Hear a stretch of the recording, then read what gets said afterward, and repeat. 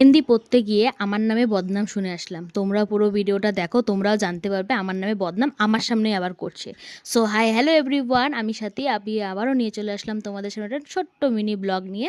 তো আশা করি তোমরা সবাই ভালো আছো, আমিও বেশ ভালোই আছি। তো সেদিন যাচ্ছিলাম মেহেন্দি পড়তে পাইপলাইন দিয়ে।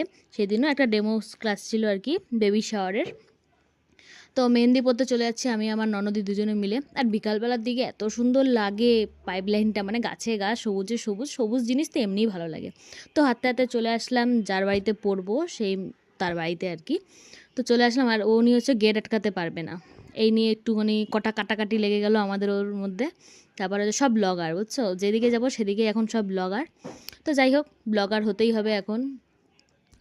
তো যাচ্ছি, উপরে যাচ্ছি, এবার উনি পায়ে ভয়, এবার আমাকে বারবার বলছে একটু দাঁড়া, আস্তে আস্তে চল। ওই দেখো দৌড় দেয় কীভাবে। তো আস্তে আস্তে চলে আসলাম ওর বাড়ির গেটের সামনে, সবাই চলে আসছে, আমাদের দুজনেই বসেছিল।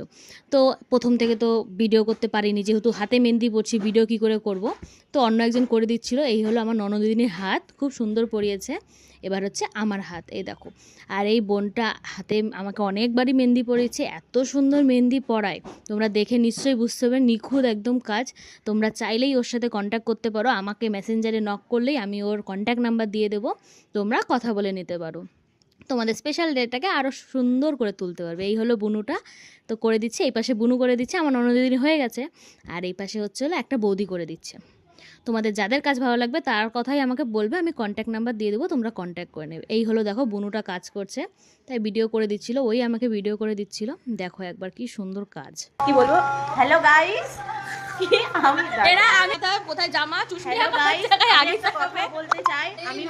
আমি এই আসছি মডেল হিসাবে। তো এত নড়ে বাপরে বাবা। আমার ডিজাইন, আমার এই যে ডিজাইন নষ্ট হয়ে চুষনি দিবে, চুষনির জায়গায় হাগিস বসাবে, তাহলে নড়বো না তো কি করবো। নিজেরাই শুনতে পারলে আমার বদনামটা আমার সামনেই করছে। তো যাই হোক, এটা একটা ফান ছিল। তো ইয়ার্কি মারছিলাম, আমরা হাসাহাসি করছিলাম। এই হলো আমার ফাইনাল লুক, মানে আমার হাতের ফাইনাল লুক। কি সুন্দর লাগছে বলো, তোমরা নিজেরাই বলো, কমেন্টে করে জানিও। বেশ সুন্দর লাগছে। তো এবার বাড়ি চলে আসলাম। বাড়ি এসে অনেকক্ষণ রেস্ট নিয়েছি, হাতে মেহেন্দি শুকিয়ে নিয়ে। এবার রান্না তো করতেই হবে, রাত হয়ে গেছে। তারপর হাতে মেহেন্দি শুকিয়ে নিয়ে পরিষ্কার টরিষ্কার করে তারপর বসিয়ে পড়ছি ছেলেকে পড়াতে। টিউশনে পড়াগুলো ছিল, ওগুলো কমপ্লিট করে নিচ্ছিলাম। আগে ওকে বই পড়িয়ে নিচ্ছিলাম, তারপর লেখা করাবো। তো বই টই পড়ে নিচ্ছি, এদিকে আমি যেহেতু ক্যামেরা করে ওগুলো পড়াচ্ছি ওকে। এবার আমার ননদিনী আমাকে লুকিয়ে লুকিয়ে ভিডিও করছে, ওই দেখো, ভাবছি আমি বুঝতেই পারছি না।